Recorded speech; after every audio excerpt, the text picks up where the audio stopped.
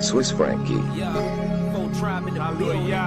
Full tribe static addict. McKell's a deck media. McKell's a deck music. Yeah, www.swissfrankie.com. Stay focused. Yeah, how what we choose, we worship in spirit and truth. Stay focused, don't be a fool. Study to show thyself approved. Stay focused, it's like blood in my chest. The word manifested in flesh. Stay focused, Hebrew we got next. I preach the McKell's a dead. Stay focused. Yeah, how what we choose, we worship in spirit and truth. Stay focused, don't be a fool. Study to show thyself approved. Stay focused, it's like blood in my chest. The word manifested in flesh. Stay focused, Hebrew we got next. So never abandon your post. Keep your eyes on the prize. I'm not talking about no dollar sign. The kingdom's at hand, that's the plan, my man. Spiritual gifts is what I store up. Waiting for the sun to show up. Then Babylon gon' burn up, and them gold streets gon' turn up. There'll be love for thy neighbor, will be heavenly favor. Now true love's what you get when you live in the script. So tune in to this vibration. We from his holy nation, here to give words to the ears that hear. Screaming Yahshua's coming till he appears. Cry loud and spare not brute. Now that scripture, strong in the faith in this heavenly race. Washed by the blood of Yahweh Shah, that's grace. Stay focused. Yeah, how what we choose, we worship in spirit and truth. Stay focused, don't be a fool. Study to show thyself approved. Stay focused, it's like blood in my chest. The word manifested in flesh. Stay focused, Hebrew we got next. I preach the McKell's a dead. Stay focused. Yeah, how what we choose, we worship in spirit and truth. Stay focused, don't be a fool. Study to show thyself approved. Stay focused, it's like blood in my chest. The word manifested in flesh. Stay focused, Hebrew we got next. So never abandon your post.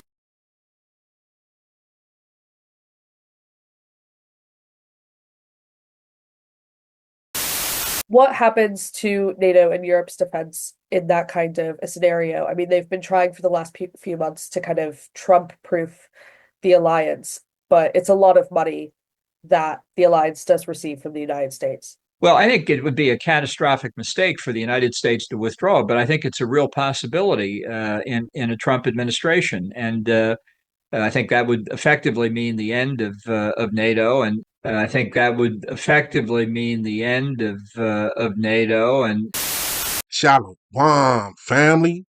It's your little brother Benign coming at you with another video. In this video, we're going to talk about the alliance between the woman who rides the beast and the 10 horns who will turn on her and burn her with fire. Now, if you've been following the Searching for Babylon series and have seen my last video called It's the United States Babylon, then you know that we have already found Babylon to be the United States of America, and the 10 kings / horns to be the Western European nations. Towards the end of that video, I had said that if my study is correct, then we should soon see the dissolvement of the alliance between NATO and the United States. Now, I know it's really hard for some to imagine the Western European nations turning on the United States and destroying her. But when you think about who started and participated in World War I and World War II, then it's really not so hard to imagine. Now, for those of you who are saying, that little brother Benaiah, the European Americans are descendants of the Western European nations. Why would they destroy their own children? Well, in the book of Jeremiah, chapter 50, verse 12, it says that Babylon's mother shall be ashamed and confounded of her. Now, this is a multi-layered verse. It's really saying more than just one thing in this verse. For one, it's saying that Babylon has a mother, meaning that whoever Babylon is, her population are descendants from a people of another place, meaning that she has a motherland. This is also saying that her mother would be ashamed and have feelings of confliction about her. Now, the Eastern culture, specifically the Hebrew culture, certain things will be done to a child by its parents if the child was to shame his parents. In the book of Numbers, when the Most High was speaking to Moses about Marion, he had spoken about her father spitting in her face as an act of shame. And in other parts of the Bible, a parent is told to put a child to death because of shame. The Bible says that if a child curses their parents, then let them die the death. This is a Levitical law that was reiterated by both Matthew and Mark. Now, you might say, well, hold on, wait a minute now, little brother. If you're saying that the United States of America is Babylon and her mother is the Western European nations, who are also the 10 horns on the beast's head that will turn on her and destroy her, then when did the United States curse her mother to cause her to do that? Well, you do remember when President-elect Donald Trump said this, right? NATO was busted until I came along. I said, everybody's going to pay. They said, well, if we don't pay, are you still going to protect us? I said, absolutely not. They couldn't believe the answer. And everybody, you never saw more money pour in to Secretary General Stoltenberg. Well, I don't know if he is anymore, but he was my biggest fan. He said, all these presidents came in, they'd make a speech, they'd leave, and that was it. And they all owed money, and they wouldn't pay it. I came in, I made a speech, and I said, you got to pay up. They asked me that question. One of the presidents of a big country stood up and said, well, sir, if we don't pay and we're attacked by Russia, will you protect us? I said, you didn't pay? You're delinquent? He said, yes, let's say that happened. No, I would not protect you. In fact, I would encourage them to do whatever the hell they want. You got to pay. You got to pay your bills. And the money came flowing in. Now, that sounds like a curse to me. It sounds like that he's saying that the Western European nations better pay the United States what it's due, or he wishes destruction upon them. In fact, he said that he would encourage Russia to attack them if they don't do what the United States of America is telling them to do. Now, remember, in a lot of ways, this is a child bullying their parents and wishing death upon them. It seems as if the child has gotten a little too big for its britches and started smelling herself, you know what I mean? This is what verse 11 is saying. And it's also saying that this is the reason why the mother shall be confounded and ashamed. Because the child has grown fat as the heifer at the grass, and bellows or roars like a bull. In other words, her head got big and she started feeling herself. This is why the mother is confounded and ashamed. See, the United States had a somewhat humble beginning. I mean, after slaughtering thousands of natives and stealing their lands, of course. But before the 13 Anglo-Saxon colonies from Britain gained their independence, North America had many colonies from Western European nations looking to settle land. After Christopher Columbus so-called discovered the Americas and reported his findings to the Spanish monarchy, the Pope would sign a papal allowing the Christian nations to flock to the Americas for a land grant.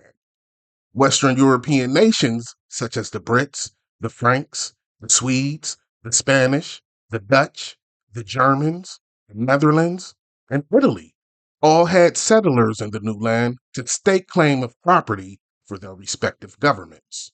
There were other colonies from Eastern Europe as well, like the Russians, but for the most part, the white-skinned people who arrived in the Americas were all from the region where the Roman Empire once ruled. These settlers would all be descendants of the barbarians and Romans who had been intermingling and mixing with each other for 1,000 years prior to the 1400s. Once those 13 colonies gained their independence from the British, they began to expand their region and absorb more lands. Some of this land would be acquired by war, and some was simply purchased from other Western European nations. But the white-skinned people who lived in these lands would be absorbed to add to the population of white-skinned people in this newfound land. Once these British colonizers acquired all the land from the U.S. from sea to shining sea, the U.S. would implement an isolationism foreign policy, which basically meant that they would stay out of other countries' affairs if it had nothing to do with the sovereignty or the interests of the United States. So for about 100 years, the U.S. stayed to itself until entering the arena of the First World War in 1917. That war would end a year later in 1918, and the U.S. went back to its isolation policy for about 20 years or so, until it entered the arena of the Second World War in 1941. By the end of that war in 1945, the lands that were once ruled by the ancient Romans were severely decimated and depleted of its resources, and had basically lost a whole generation of population because of 30 years of fighting. It would take these countries at least a decade to recover and get back to the status that they all held prior to the World Wars. One could argue that the two World Wars were the most fortunate things to ever happen to the United States. The U.S. was the youngest nation in the world prior to World War I, and really couldn't compete with the superpowers that they all descended from in Western Europe. But the U.S. would be given the opportunity to catch up and then surpass their home countries that they all hailed from.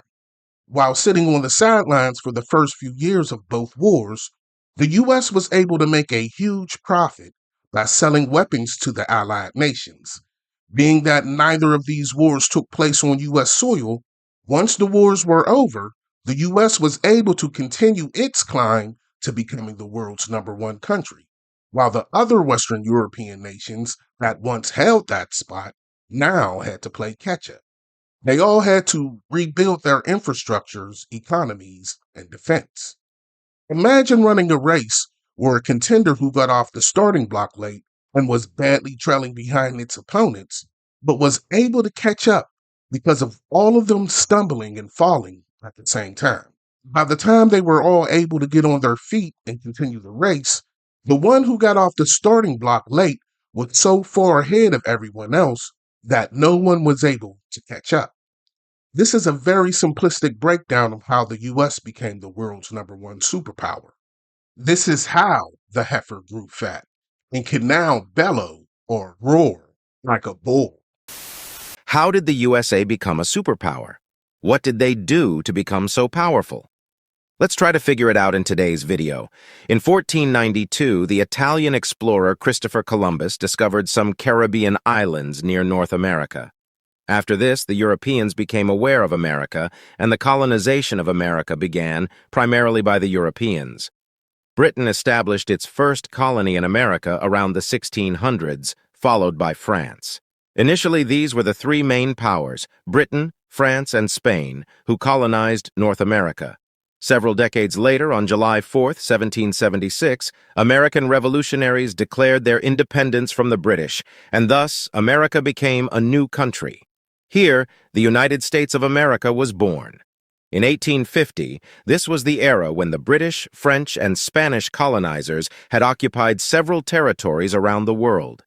In this context, the USA had already become a democratic country. If any new country thought about amalgamating with the USA or becoming a part of the British, French, or Spanish colonies, every country would have preferred to join the USA because they would get the same freedom and democracy that several states of the USA were enjoying. This is why states like Florida, Illinois, and Ohio preferred to join the United States of America instead of remaining a colony under the Spanish or British government. In 1836, Texas, which had gained independence from Mexico, chose to join the USA due to continued torment from Mexico. Similarly, one state after another kept joining the USA, and the United States of America continued to grow. Every state had a reason to join the USA. By the 1900s, the USA had become a large country with numerous territories under its control. And obviously, the bigger the country, the bigger its economy and GDP. This is the reason why the USA began to rise as a global power. The two world wars that followed further cemented this rise. The world wars primarily took place in Europe, with France, Germany, the UK, Spain, and Italy all fighting among themselves. The USA, meanwhile, was sitting on the sidelines. Although the USA participated in the world wars and supplied weapons to these countries, the wars did not take place on American soil. Numerous American soldiers died in the world wars, but economically the USA wasn't adversely affected. In fact, the USA was the only country to profit from the world wars. They sold so many weapons to Germany, France, and other European countries that they made a net profit, while countries like the UK, Germany, and France were left devastated.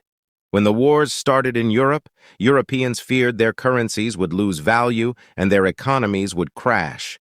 To protect their wealth, they decided to buy US dollars, a stable currency in a stable country during the world wars. As a result, the value of the US dollar rose significantly. In 1944, as World War II was drawing to a close, 44 Allied countries came together and decided to keep their currencies stable by linking them to the US dollar, which in turn was linked to gold. Naturally, the Allied countries won War II, and the US dollar became the international currency. After 1950, America and the Soviet Union emerged as the two main superpowers, leading to the Cold War. By interfering in the internal politics of so many countries, the USA made several countries directly dependent on it, further strengthening its power. This is why today, there are more than 800 American military bases in over 70 countries. To achieve all this during the Cold War, America had to spend a lot of money on its military, which is why America's military power is the strongest in the world today. In 1949, America formed the Nato alliance with European countries to stop the influence of the Soviet Union. This NATO alliance still exists, and because of this, America has always been cooperative with the Western European countries. Most of these West European countries were heavily dependent on America for many years because their own economies were destroyed, while America remained quite powerful. During the Cold War, the world map showed nearly every country teamed up with either America or the Soviet Union. As a result, both countries grew much more powerful and became superpowers. After the 1990s, when the Soviet Union disintegrated, there remained only one superpower in the world, the United States of America. World War I and World War II is how the daughter of Babylon rose to power and was able to mount the beast and take control. See, the beast's agenda had to continue while Western Europe recovered. Right before the Second War ended, the United States and Britain, who, by the way, was the world's last official empire and also the largest empire that the world has ever seen. Many people don't know that fact. This is why I believe Britain to be the seventh hill that the woman sits upon. But that's for a later video. But anyway, the United States and the UK will set up the International Monetary Fund, or IMF. This is the beast's financial system. Through this IMF is how the mark of the beast will be implemented. The IMF is a major financial agency of the United Nations and an international financial institution funded by 191 member countries, with headquarters in Washington, D.C. The IMF is mandated to oversee the international monetary and financial system and monitor the economic and financial policies of its member countries. Again, those number of members is 191. Now, I'm going to give you all some time to Google how many sovereign countries are there in the world. Okay, time's up. There are 194 sovereign countries in the world, not counting Taiwan and the Vatican City for different reasons. The beast's financial system is about 98% complete, with only 3 countries unable to participate. Those countries are Cuba, North Korea, and Monaco. The woman who rides the beast did an excellent job on building the beast's financial system while the 10 horns recovered. But there is one thing that has been proven to be true over and over again throughout the history of the world, and that is power corrupts, and absolute power corrupts absolutely. In 1948, Europe was in shambles. World War II destroyed entire cities, left millions of people homeless, and decimated the continent's economy. A massive economic, infrastructure, and governmental rebuild was in order, and European countries looked to their ally across the Atlantic. The United States had emerged largely unscathed from World War II. In fact, the American economy was booming. The U.S. was selling massive quantities of food and goods to a war-ravaged Europe, and creating millions of jobs domestically in export-related industries, which allowed it to create the greatest industrial capacity in the world. Meanwhile, after the war, Europe was struggling to rebuild and afford everything it had been importing from the U.S. At the same time, tensions between the United States and the Soviet Union were brewing. The U.S. government saw an opportunity to address both of these challenges. Under President Harry Truman, the United States came up with an unprecedented aid package to help revive its European allies and former enemies alike. The Marshall Plan was named after then Secretary of State George Marshall and was one of the largest foreign aid programs ever enacted, sending the equivalent of $135 billion in today's money to Europe for food, goods, and investment in infrastructure and industry. But this plan was not just meant to be an act of charity. All of this was in the express interest of the United States, both strategically and economically. The Marshall Plan gave dollars to cash-strapped European countries, enabling them to rebuild their own industrial capacity. The Marshall Plan also addressed the issue of political security. In France and Italy, stalled agricultural production and shortages of important goods were giving momentum to communist organizers, who tapped into the unrest and organized strikes and protests against the French and Italian governments. This trend greatly alarmed the United States. The CIA issued a report saying that greater danger for the U.S. lay in the possibility of Western European economic collapse and a communist expansion. The Marshall Plan offered the United States a route to stability. The aid was available to all European countries, but it wasn't only meant to defuse internal conflicts within countries. It was a strategic attempt to fend off aggression from the communist Soviet Union. The Soviet Union rejected the American aid and forced Eastern European countries under its influence to reject the offer as well. But countries in Western Europe received it enthusiastically, and the plan's popularity swung political opinions to the center, snugly next to the U.S. government and out of reach of the Soviets. For this reason, the implementation of the Marshall Plan is seen as a defining moment of the early Cold War. Bags of wheat from the U.S. Midwest fed starving Germans, money invested into infrastructure built vast hydroelectric dams across Austria, and funds helped rebuild Italy's Fiat automobile plant. All the while, the U.S. greatest fear, communism, was locked out of Western Europe. While the scale of the Marshall Plan hasn't been copied in the decades since it reshaped the European continent, today it is regarded as a massive success and a blueprint for how foreign assistance can help build countries into vibrant democracies and strong partners. While Western Europe struggled to get back on its feet by pulling themselves up by their bootstraps, the U.S. took that opportunity to advance her own agenda. He did a great job setting up the BC's International Monetary Fund, and maybe too good of a job. Because at the same time, the European nations were attaching their currency to the gold-backed U.S. dollar. The U.S. was also making money hand over fist by selling those same countries the steel, food, and fuel that they all needed. Just think, all of Western Europe was dependent on the U.S. for at least a decade. The U.S. made some good money in those days. The American factories were booming all over the country. The U.S. would take its new fortune and invest it wisely. Before everyone else could fully recover, the U.S. established 800 military bases across the globe. This is a clear sign that Babylon never had any intentions on relinquishing her position.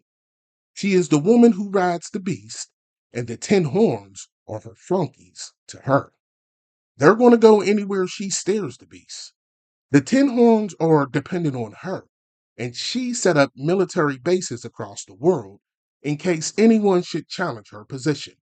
She became a real bully. The book of Isaiah chapter 14 says to take up this proverb to Babylon.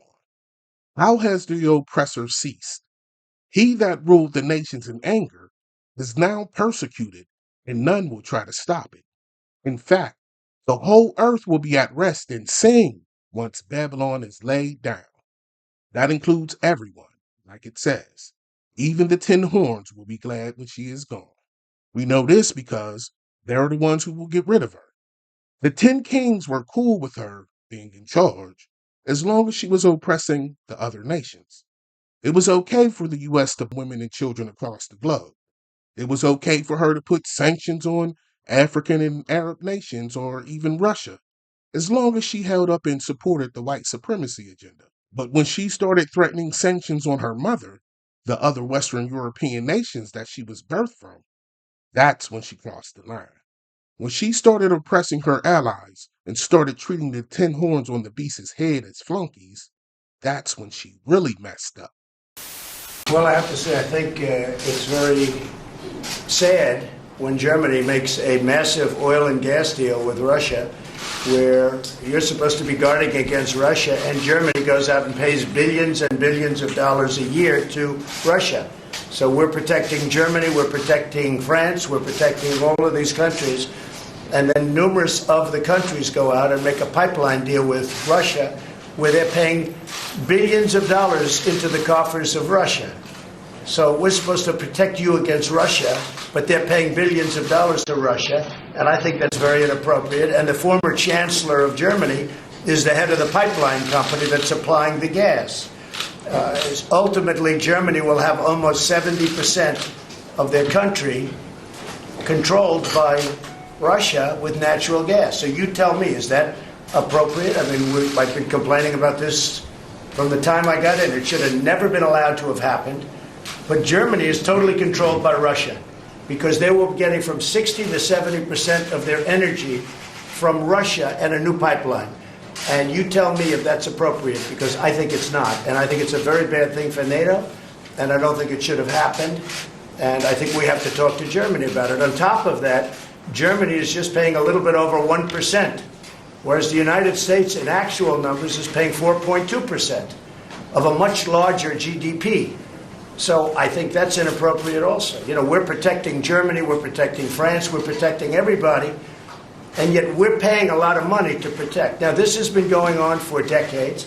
This has been brought up by other presidents, but other presidents never did anything about it because I don't think they understood it or they just didn't want to get involved.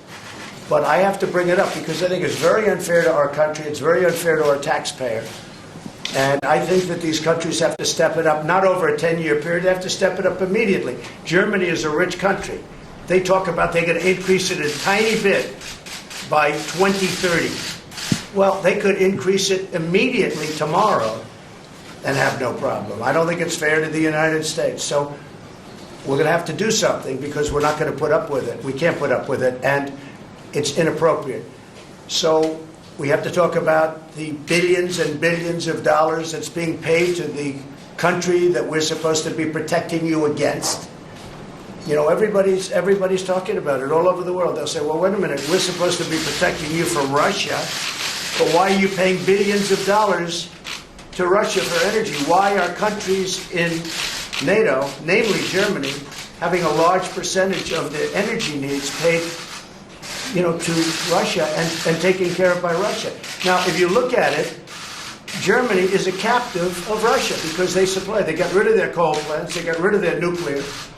They're getting so much of the oil and gas from Russia. I think it's something that NATO has to look at. I think it's very inappropriate. You and I agree that it's inappropriate. I don't know what you can do about it now, but it certainly doesn't seem to make sense that they pay billions of dollars to Russia, and now we have to defend them against Russia. You know, NATO is an alliance of 29 nations, and there are sometimes differences and different views and also some disagreements. And the gas pipeline from Russia to Germany is one issue where allies disagree. But the strength of NATO is that despite these differences, we have always been able to unite around our core task to protect and defend each other because we understand that we are stronger together than apart. I think that 2 world wars and the Cold War taught us that we are stronger together than apart. But how can you be together when a country is getting its energy from the person you want protection against or from the group that you want protection? Because you understand that when we stand together, also when dealing with Russia, we are stronger. I think what we have seen is that... No, you're just making Russia richer. Well, you're not dealing with Russia, you're making Russia richer. So I think that even during the Cold War, NATO allies were trading with Russia. Then there have been disagreements about what kind of trade arrangements we should go into. I think trade is wonderful. I think energy is a whole different story.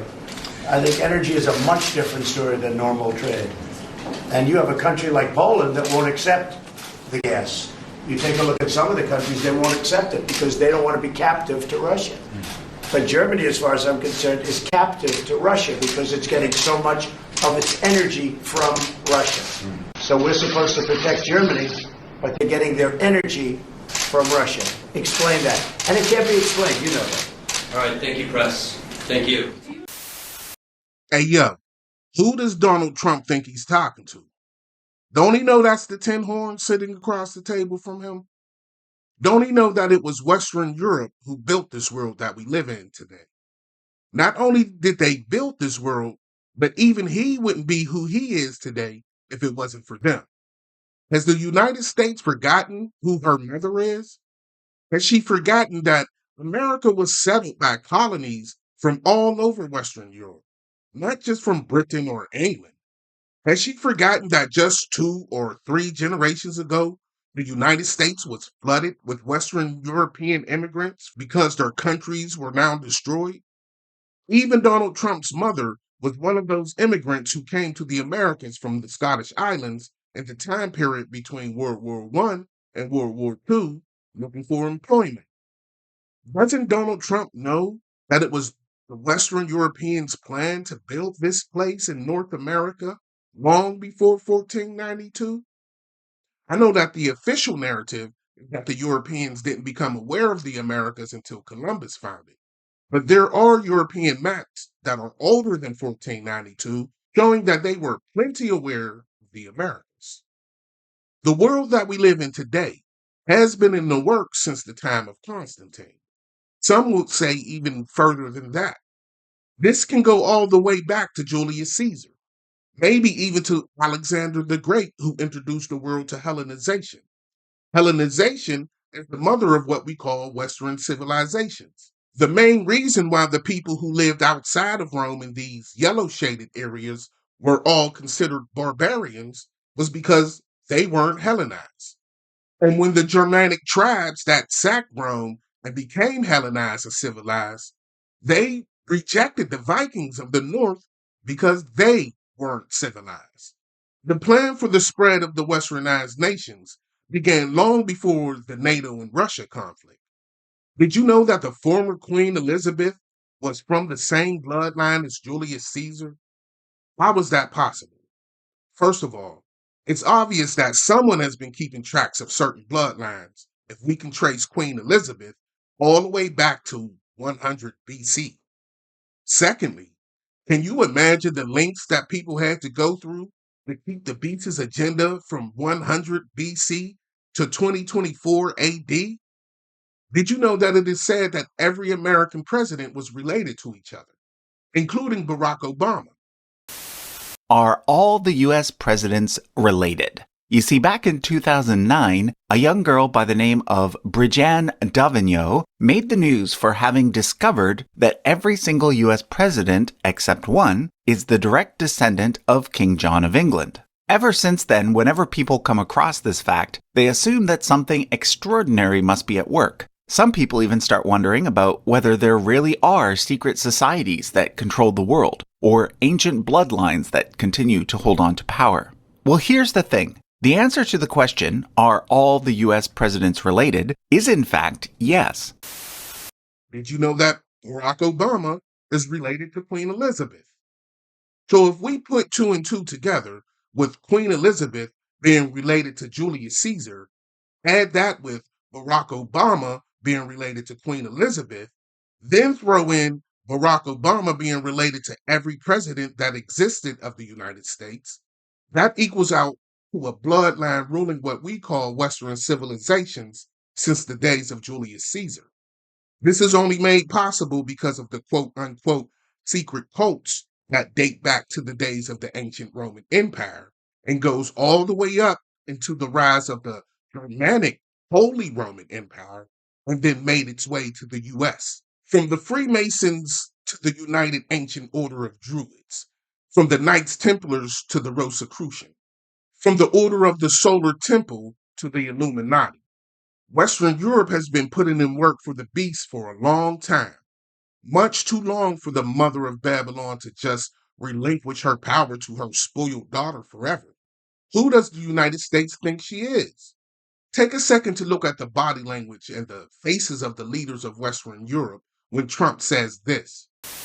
Warm words for Washington, but beneath the surface there are jitters over the commitment of incoming US President Donald Trump to Europe's security. In 2017, Trump labelled NATO as obsolete and repeatedly criticised NATO allies. 23 of the 28 member nations are still not paying what they should be paying and what they are supposed to be paying for their defense. This is not fair to the people and taxpayers of the United States. Did you see the look on those people's faces? Their body language says it all. Western Europe already had a disdain for the United States, but they really can't stand Donald Trump. The woman who rides the beast was getting along just fine with the Tin Horns until Trump came. The Democrats was on board with the beast's agenda and establishing the one world order. But President-elect Donald Trump is going to be a whole problem. They're either going to have to do something to get him out of the way, or else the Tin Horns will start to hate the woman who rides the beast. And that's what the Bible says will happen. There's so much more that I want to show on the dissolving of the alliance between NATO and the United States that is going to take at least another video. So I'm going to leave you with this, family. And if it is the Most High's will, then my next video will be a continuation on how the Tin Horns end up hating the woman who rides the beast. But until then, family, stay safe, stay prayed up, and if you don't do anything else, stay focused. Shalom.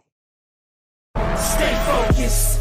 Yeah, how what we choose, we worship in spirit and truth. Stay focused. Don't be a fool. Study to show thyself approved. Stay focused. It's for like blood in my chest. The word manifested in flesh. Stay focused. Hebrew, we got next. I preach the Miguel's a dead. Stay focused.